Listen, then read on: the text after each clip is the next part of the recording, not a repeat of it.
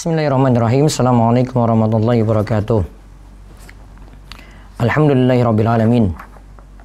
Hamdan katsiran thayyiban mubarakan fi kama yuhibbu rabbuna wa yardah.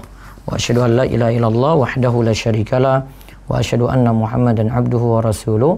Allahumma salli ala nabiyyina Muhammad wa ala alihi wa man tabi'ahum bi ihsan ila yaumiddin. Allahumma inna nas'aluka ilman nafi'a wa rizqan thayyiba wa amalan mutaqabbalah. Puji syukur kita panjatkan pada Allah. Selawat dan salam semoga tercurah pada Nabi besar kita Muhammad sallallahu alaihi wasallam. Baik, pada malam ini kita akan kembali melanjutkan kitab nikah dari Bulughul Maram karya Imam Ibnu Hajar Al-Asqalani, di mana kita akan kembali membahas masalah talak. Kali ini tentang perihal talak yang tidak dianggap. Jadi saya mohon maaf, waktu mungkin hari ini agak sampai 8:30 karena saya ada agenda. Nanti materinya juga sedikit, setelah itu bisa siap-siap untuk tanya jawab. Dari Abu Hurairah radhiyallahu anhu, ini hadis 1085 sampai 1086. Dari Abu Hurairah radhiyallahu anhu, dari Nabi sallallahu alaihi wasallam, beliau bersabda, Inna Allah tajawaza an ummati ma haddasat bihi anfusaha malam ta'mal au takallam. Muttafaqun alaih.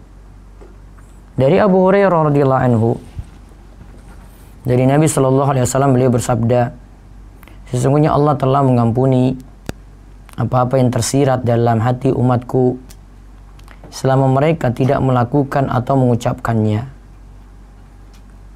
Tajawaza an ummati ma haddasat bi anfusaha ma lam ta'mal aw takallam. Sesungguhnya Allah telah mengampuni apa yang tersirat dalam hati umatku selama mereka tidak melakukan atau mengucapkannya.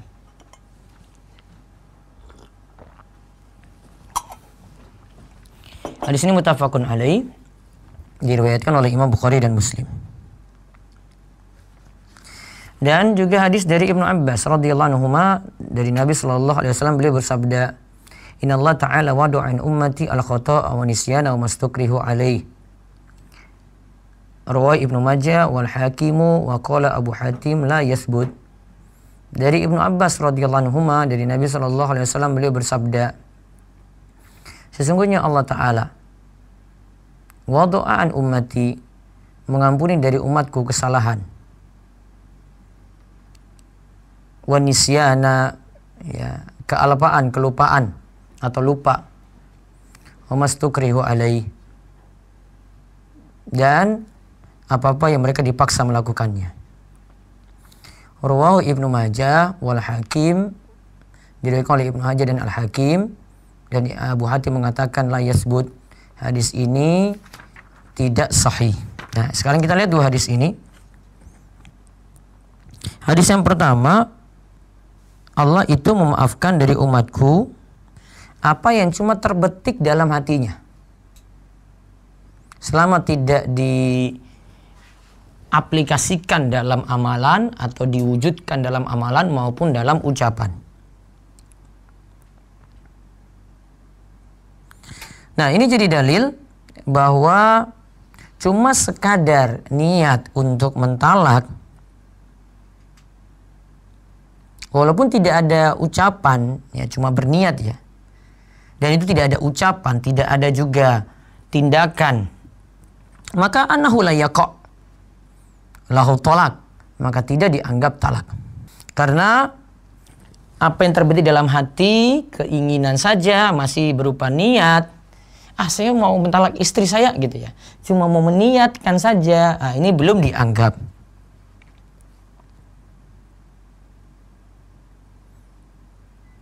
Jadi dianggap jika ada qasdun, kemudian ada niat, kemudian ada tindakan.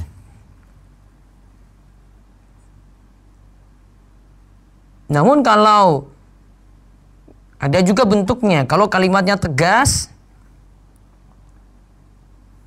ya kalimatnya itu tegas, ya maka tidak dipandang niatnya di situ, karena yang keluar yang penting dia dalam keadaan sadar ketika ucapkan, maka sudah cukup dianggap sebagai talak.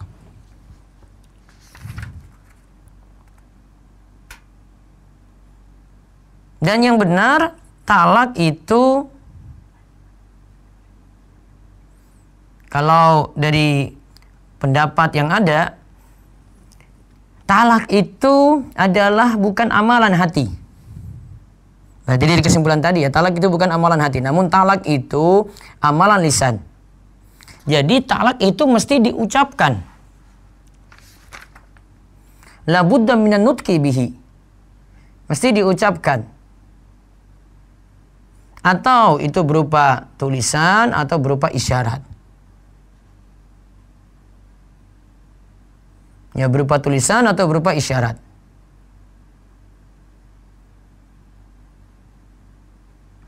Adapun hadis innamal a'malu binniyat, ya sesungguhnya setiap amal tergantung pada niat, hujjatun alaihim la lahum, ya.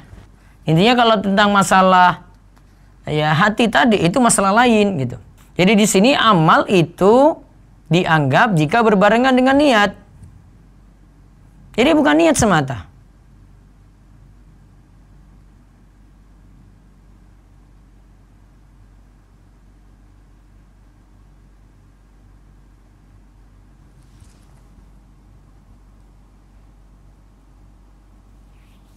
Nah, kalau kaitannya dengan talak seperti itu. Kemudian faedah yang lainnya lagi,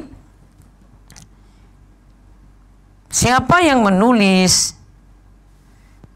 suatu tulisan kemudian di situ berisi kalimat talak kepada istrinya, maka dianggap sebagai talak walau lam yatakallam, walaupun dia tidak ucapkan.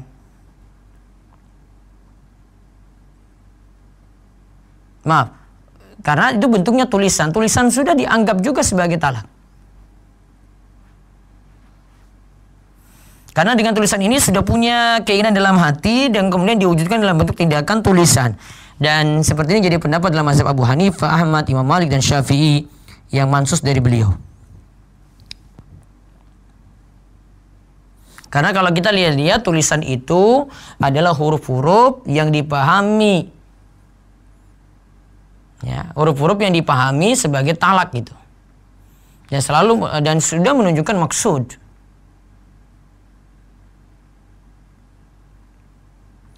Dan kemudian kalau kita lihat dari hadis kedua dari Ibnu Abbas radhiyallahu anhu,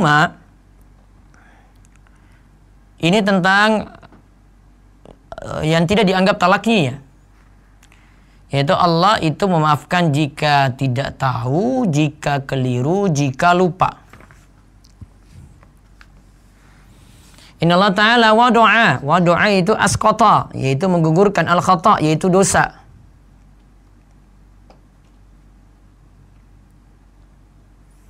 Menggugurkan dosa. Inna Allah Ta'ala wadu'a al-khata, yaitu kekeliruan, wa nisyan ketika ada kelupaan, wa mastukriu alaih, dan ketika dipaksa. Ya, para ulama usul jadikan ini sebagai dalil bahwasanya keliru, artinya tidak sengaja ya, tidak sengaja, lupa atau dipaksa, ini adalah diantara hal-hal yang menghalangi taklif, pembebanan. Jadi kalau orang itu keliru atau tidak sengaja, terus lupa atau dipaksa, maka di situ ada bentuk pemaafan dari Allah.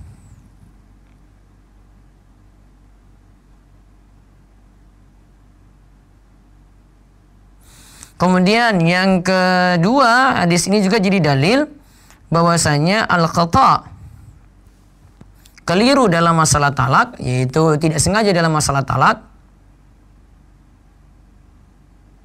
atau keliru dalam masalah talak, itu ma'fuun anhu, itu dimaafkan.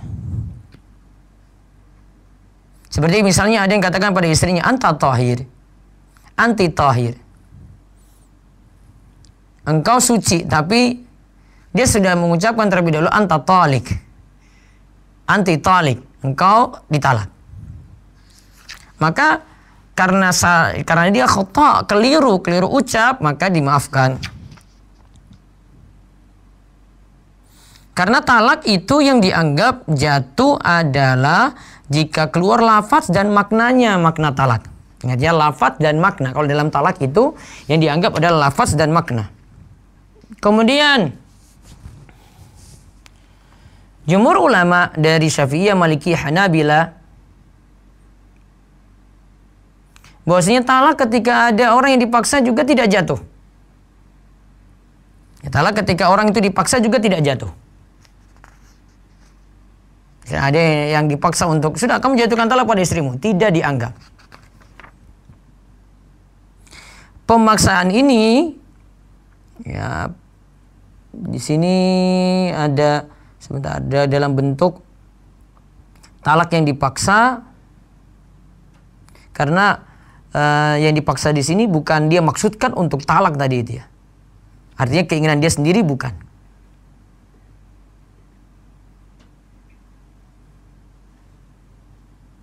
Dan jumhur ulama itu menganggap kalau dipaksa itu kalau memenuhi 3 syarat. Yang pertama, orang yang memaksa itu mampu memberikan ancaman dari apa yang dia ancamkan ya. Yang kedua,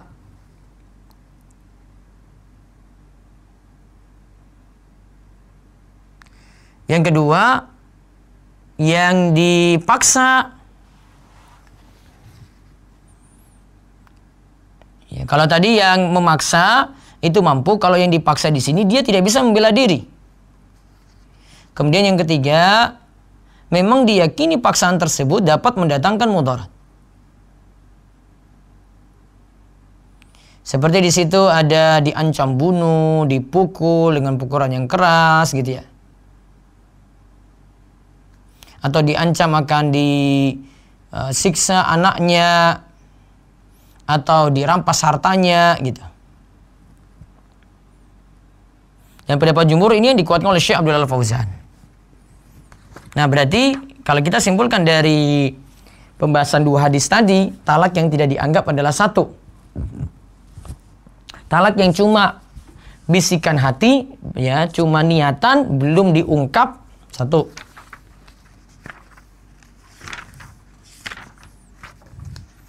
Kemudian yang kedua adalah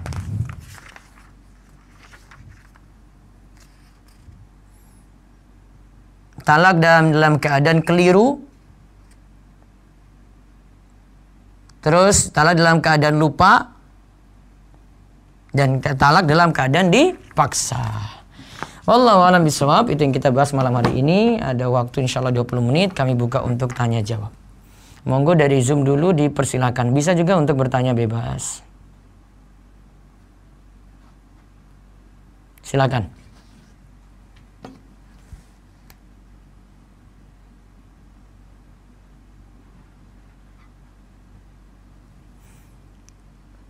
Monggo. Silakan Salman. Ya, assalamualaikum Ustaz. Waalaikumsalam warahmatullahi wabarakatuh. Halo, assalamualaikum Ustaz. Ya, waalaikumsalam, silakan Pak. Semoga Allah mewarik dan menambahkan ilmu yang bermanfaat untuk antum Ustaz. Amin. Izin bertanya Ustaz. Di tempat kami sholat berjamaah itu Ustaz, imamnya kadang beliau lama berdirinya kan Ustaz. Nah itu kalau kita baca Al-Fatihah itu biasanya kalau Al-Fatihahnya sudah selesai, imamnya belum selesai Ustaz. Nah apakah kalau kita baca 2 kali atau diulang lagi Al-Fatihahnya itu bagaimana hukumnya Ustaz? Boleh kah Ustaz? Tadi imam sudah baca Al-Fatihah ya? Halo Pak? Pak, tolong ditanggapi ya. Enggak Ustaz Pak. Bagaimana? Iya, halo. Iya. Halo. Iya Pak, saya dengar Pak. Silakan. Ini Ustaz kan biasanya ini Ustaz kalau di rakaat yang ke-4 itu kan Ustaz ini itu lumayan lama berdirinya biasanya kan Ustaz. Kita kita sudah selesai baca Al-Fatihah itu beliau juga belum selesai juga. Nah itu dalam kondisi begitu apakah boleh Ustaz kita mengulangi bacaan Al-Fatihah kita atau bagaimana Ustaz? Tidak perlu Pak, cukup 1 kali saja. Setahu saya Al-Fatihah tidak bisa diulang Pak. Meskipun ini enggak boleh diulang Ustaz ya? Iya. Terus sebaiknya itu bagaimana Ustaz? Diam aja kah kita Ustaz sambil menunggu imam sampai selesai gitu Ustaz? Iya betul. Kalau untuk tahiyat Ustaz begitu juga Ustaz, nggak boleh diulang Ustaz ya? Tahiyat cukup satu kali saja. Pokoknya rukun-rukun satu kali saja diucapkan Pak. Kan rukun-rukun itu masuk rukun sholat. Enggak, ini tahiyat yang Ustaz, tahiyat yang awal, tahiyat awal Ustaz, bukan tahiyat akhir. Enggak, kenapa Bapak perlu mengulang gitu loh? Alasannya apa gitu?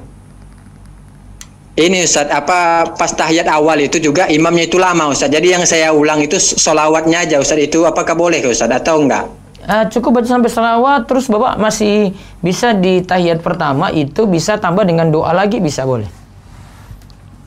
Oh, boleh ditambahkan dengan doa Ustaz ya? Iya boleh. Oh, jadi enggak sholawatnya enggak usah diulang, tapi perbanyak doa aja Ustaz itu sambil nunggu imamnya selesai gitu Ustaz. Iya. Oh ya, siap Ustaz. Jazakallahu khairan Ustaz. Baik, berikutnya lagi silakan.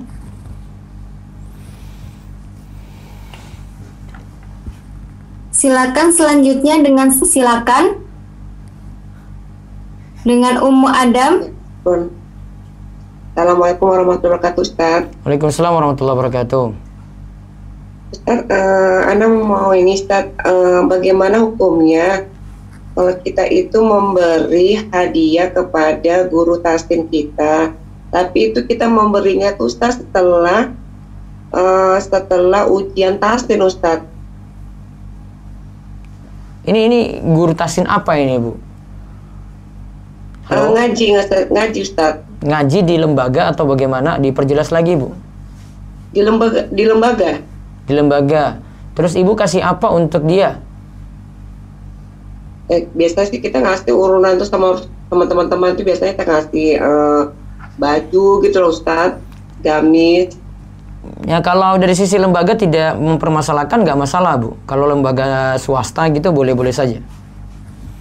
Ini lembaga swasta Ustaz? Iya nggak apa-apa. Oh jinji. Syukur Ustaz. Assalamualaikum warahmatullahi wabarakatuh. Waalaikumsalam warahmatullahi wabarakatuh. Monggo berikut lagi lewat Zoom masih ada barangkali. Resen dulu.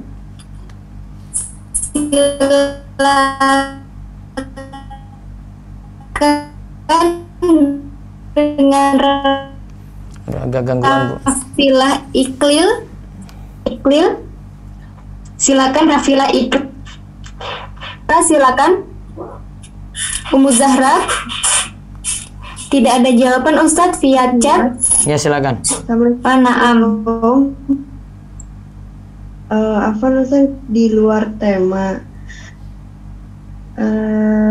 Ini kalau misalnya kita puasa lebih, setiap kalender Masehi itu beda-beda tanggalan hijriahnya, itu gimana ya Ustaz? Oh iya, agak bingung ya. Ikutin yang di rumah aja atau? Saya sih biasanya pakai aplikasi yang saya yakini aja Bu. Jadi ada rutinitas, misalnya puasa 13, 14, 15, saya pakai HP saya aja gitu. Ya sudahlah, saya yakin ini benar aja gitu aja. Soalnya kan nggak terlalu urgent juga Bu, cuma puasa sunnah. Kalau nggak tepat juga ya nggak masalah. Kecuali kalau Senin Kemis kan hari sudah jelas gitu. Maksudnya saya nggak terlalu mempermasalahkan itu gitu loh Bu, dibanding dengan mau masuk Ramadan atau Idul Fitri atau Idul Adha gitu loh. Kan cuma puasa sunnah. Meleset sedikit kan nggak masalah. Baik. Karena kalau kita terlalu memperdebat ini, waktu habis untuk itu, Ustaz, amal juga nggak ada gitu. Gitu ya? Baik Ustaz. Satu lagi boleh Ustaz? Iya silakan. Satu lagi boleh Ustaz? Silakan. Ini saya suratkan bebas ongkir dari Tokopedia itu kayak misalnya kita belanja lebih dari 50.000, itu pas Tokopedia-nya memberikan bebas ongkir, itu Ustadz boleh nggak? Memberikan apa? Halo. Iya Bu, suara Ibu agak kurang jelas. Mungkin di sini sinyalnya jelek ya. Tokopedia itu. Sebentar Bu, sabar dulu. Saya konsen dulu Bu. Sinyal jelek sini. Iya. Suaranya masih putus. Coba diulang Bu. Silakan Bu. Sudah jelas Ustadz? Iya, coba diulang. Jadi Jadi memanfaatkan gratis ongkir dari salah satu toko online itu. Jadi kalau kita belanja lebih dari 50.000 itu selalu dapat pilihan untuk bebas ongkir. Itu bisa digunakan, Ustadz. Bebas ongkirnya bukan karena bayar pakai top up kan? Bukan, Ustadz, tetap transfer kok pakai via bank. Bisa, boleh Dari- dimanfaatin. Berarti itu bukan dari top up. Iya, Boleh dimanfaatin, Bu. bukan. Oh, baik, Ustadz. Udah itu aja. Jazakallah khairan, Ustadz. Assalamualaikum. Waalaikumsalam warahmatullahi wabarakatuh.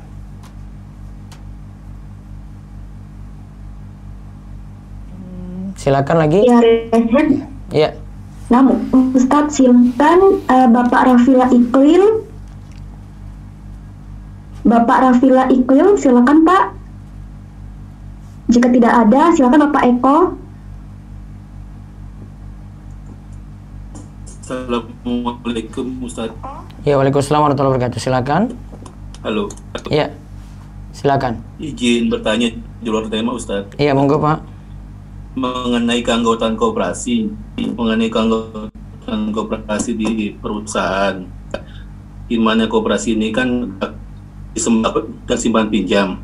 Ini bagaimana menurut Ustaz? Apakah keanggotaan kita bisa diteruskan atau tidak, Ustaz ya? Ada bunga nggak, Pak? Ada, Ustaz. Nggak boleh. Nggak boleh diteruskan. Untuk simpan pinjamnya ada bunga. Nggak boleh diteruskan. Nggak boleh, Ustaz ya. Iya. Masalah, Pak. Itu aja cuma pakai sembakonya tetap nggak boleh, Ustaz ya. Sembakonya itu apa? Jual beli Baik berarti? Ustaz, itu saja kok. Jazakallahu khair. Oh ya, Kom. Ya. Jadi gini, kita harganya tidak ditambahkan, tidak dikurangi. Jadi kita beli 10.000, di akhir bulan nanti dipotong gaji. Nah, itu nggak masalah. Itu usaha real. Jadi kita ada plafon, Ustaz. Jadi sembakonya ini kita beli sama dia harga 10.000. Nah, kita ada plafon misalkan 1 juta. Nanti setiap akhir bulan dipotong dari gaji. Tidak Iya. ada penambahan harga, Ustaz. Tetap harganya yang sesuai kita belanjakan aja. Iya. Kalau itu boleh, jual beli boleh. Tapi kalau yang tadi kan simpan pinjam, berarti di dalam koperasi itu juga ada peminjaman kan? Jadi kanggo Seharusnya yang putus-putus kayaknya.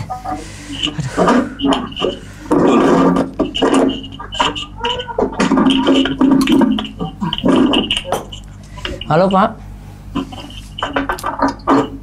Coba yang ini ditutup yang Iya, ini. Ustaz. Iya, Pak. Ustaz. Maaf, suara saya yang putus-putus ya. Saya enggak, biar saya tahu siapa yang ngomong tuh. Iya, juga dari putus-putus, Ustaz. Suaranya putus-putus sebentar.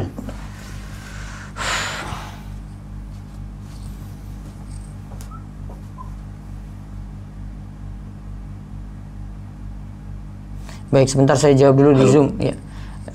Bapak, suara saya putus-putus ya. Sabar dulu Pak, sebentar. Lagi diselesaikan sinyal. Bentar saya jawab lewat Zoom dulu, lewat YouTube dulu. Iya. Ana izin bertanya, jika istri memusuhi orang tua, terutama ibu mertua, itu bagaimana Ustadz? Kita sudah menasihati, dulu dia sudah minta maaf, tapi sekarang diperbuat lagi. Seharusnya sebagai suami bagaimana?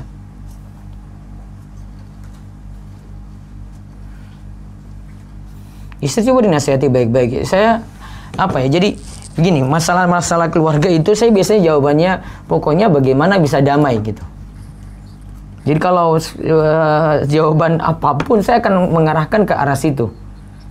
Jadi bisa memikirkan sendiri bagaimana bisa menceraikan, bukan menceraikan ya, bisa menyelesaikan masalah itu tanpa cerai ya.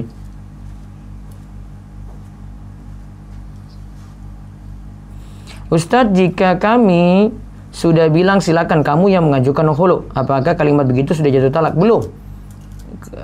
Jatuh talak ketika dapat ucapan, sebentar, coba Mas yang ini ditutup dulu. Yang ini biar nggak tutup nama, layar ini apa saja ya. Jika suami sudah bilang silakan kamu yang mengajukan khulu, apakah kalimat begitu sudah jatuh talak? Tidak, karena kalimat talak itu tadi butuh niat, butuh ucapan ya. Butuh niat, butuh ucapan. Kalau dia dalam keadaan sadar dan ucapkan talak, nah, maka dianggap baru jatuh. Nah, saya balik lagi, sudah normal. Ya, monggo di zoom lagi silakan. Ya. Tadi yang Baik, tadi Ustaz, saya teruskan, Ustaz. Iya, ya, silakan. Jadi saya Ustaz. Iya. Jadi koperasi ini ada simpan pinjam dengan bunga sembako. Adapun penjualan sembakonya ini harga yang kita beli sama dengan harga yang nanti dipotong dari gaji. Ya. Nah, maksud saya yang saya ingin tanyakan, bagaimanakah keanggotaannya itu, apa kita tetap atau harus keluar, Ustaz? Keanggotaannya kita tetap ataukah keluar? Campur ya, berarti ada usaha, ada simpan pinjam ya Pak ya? Oke, iya keluar. Kita suara Betul, Ustaz. Gangguan terus ya. Hah? Halo Pak, suara saya jelas putus-putus? Ya, jelas Ustaz.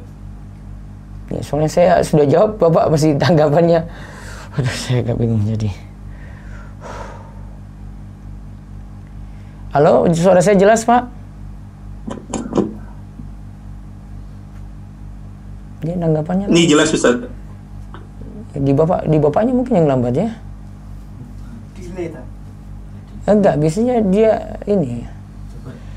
Halo, tes Pak. Suara saya jelas? Ya, jelas Ustaz. Ya, saya cuma minta respon aja Pak. Jadi kalau saya tanya nanti tolong direspon gitu. Saya biar tahu tanggapannya. Saya kalau tidak direspon, saya tidak paham Ustaz. gitu ya. Saya lagi dialog dengan Bapak nih ya. Jadi saya minta tanggapan. Di situ berarti ada simpan pinjam, ada usaha ya? Betul Ustaz. Ada simpan pinjamnya, ada usaha kan? Tapi simpan pinjamnya riba. Tapi simpan pinjamnya riba. Iya Ustaz, betul, ada bunga. Terus ada usaha juga ya. Bapak bisa pisahkan nggak di situ? Bisa, jadi yang selama ini saya pakai hanya sembakonya aja Ustaz. Nah sekarang pertanyaan kedua, untuk mengikuti koperasi itu keharusan atau bukan? Oh bukan, itu sukarela Ustaz. Nah daripada Bapak punya harta di situ digunakan juga untuk simpan pinjam dan akhirnya diputar juga ya, dan nanti Bapak dapat riba juga di situ. Walaupun mungkin Bapak tidak manfaatkan, mendingan nggak usah ikut kalau itu tidak jadi harus. Oh, jadi lebih baik kita keluar Ustaz ya? Iya. Kecuali kalau Bapak bilang, oh ini harus Ustadz karena kita pegawai, jadi sudah otomatis masuk di koperasi ini, ya beda lagi. Oh, bukan keharusan Ustadz, ini sukarela dari baiknya keluar aja. Baiknya keluar aja. Baik Ustadz. Iya. Jazakallahu khair Ustadz. Waalaikumsalam. Allah barik fiik. Nasihatnya. Ya. Assalamualaikum. Waalaikumsalam warahmatullahi wabarakatuh. Ya silakan. Ada lagi?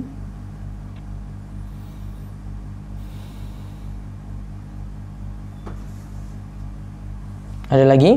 Selanjutnya Pak Jihan Pandora. Silakan Pak Jihan Pandora.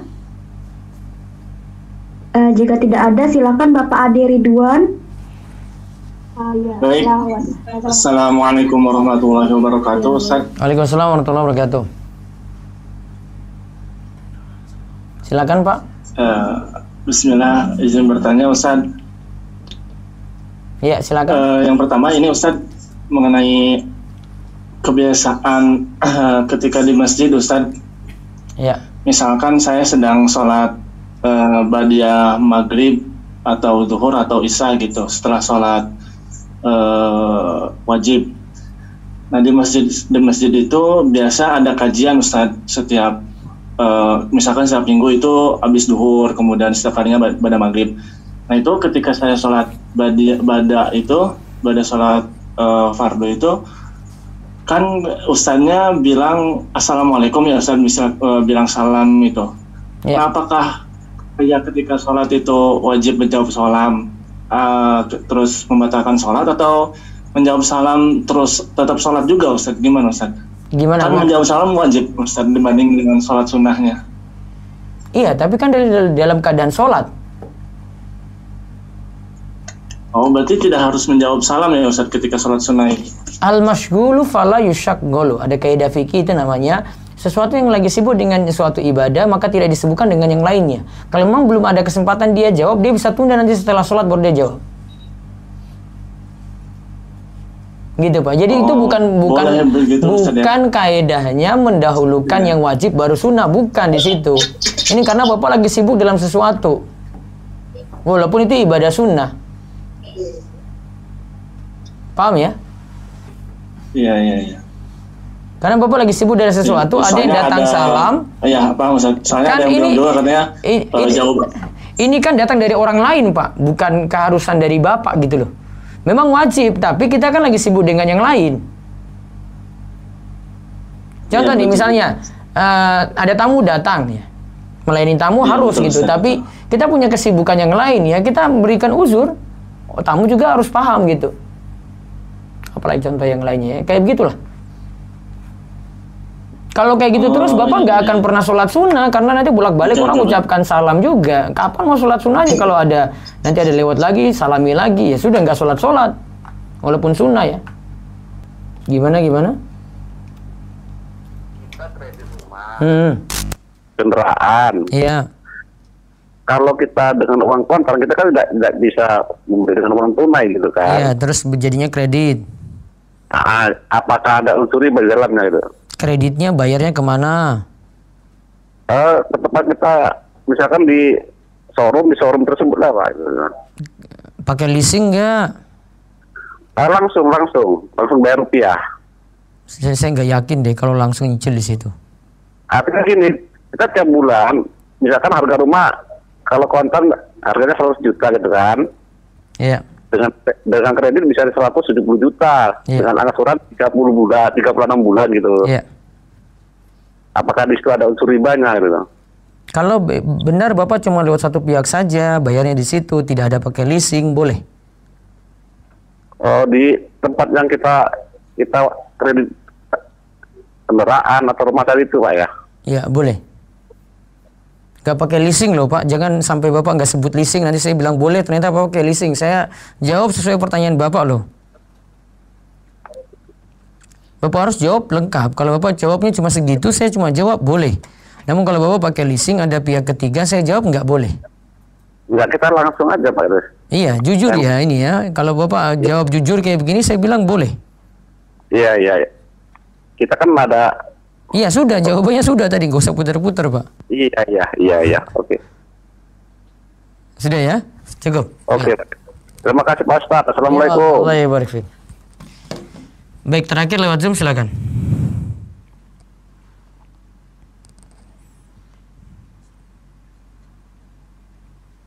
Assalamualaikum Ustaz. Waalaikumsalam warahmatullahi wabarakatuh. Ya silakan. Iya, saya mau tanya, ini kan saya punya anak. Iya. Anaknya masih umur 6 tahun. Saya ajarin, kan saya masih belajar sunnah ini, jadi saya belajarin doa sholat itu dengan sunnah. Jadi suami ini tidak setuju. Jadi gimana saya harus mengikuti suami dengan doa biasanya seperti kabirau itu atau gimana Pak Ustaz? Pelan-pelan Bu, jadi dakwai pelan-pelan, tetap ngajarkan sesuai sunnah saja, sambil pahamkan pada suami Bu. Ibu punya PR berat memang, tapi tetap ajarkan sesuai dengan sunnah. Nanti masalah komunikasi dengan suami yang ibu butuh ngatur gitu. Oh gitu ya. Iya. Jadi harus mengalah dulu ya, pelan-pelan gitu ya. Pelan-pelan tapi tetap ibu ajarkan gitu. Dan bisa kemukakan argumen pada suami. Tapi jangan suami sampai dibantah, nggak boleh. Tapi kalau mama suami menolak, kayak mama masih belum. Kan ibu yang totalitas ngurus anak, kan suami nggak ngurus tau Bu. Oh gitu ya. Kenapa khawatir gitu loh? Kan ibu yang totalitas ngurus anak. Iya. Tapi kadang suami bilangnya gini sih, jangan ngajarin anaknya seperti kamu. Seperti itu gimana Pak Ustadz? Gak usah dengar dia dulu, karena ibu yang pegang total tanggung jawab ibu gitu loh. Harus sabar ya Pak Ustadz. Iya, memang sabar. Baik, saya mohon maaf, saya cukupkan dulu karena saya punya agenda jam 8:30 ini. Insya Allah kita ketemu lagi besok pagi. Dan mudah-mudahan Allah memberikan kita taufik dan hidayah untuk terus tambah ilmu dan amal. Kita tutup dengan doa kafaratul majelis. Subhanakallahumma bihamdika asyhadu an la ilaha illa anta astaghfiruka wa atubu ilaik. Assalamualaikum warahmatullahi wabarakatuh.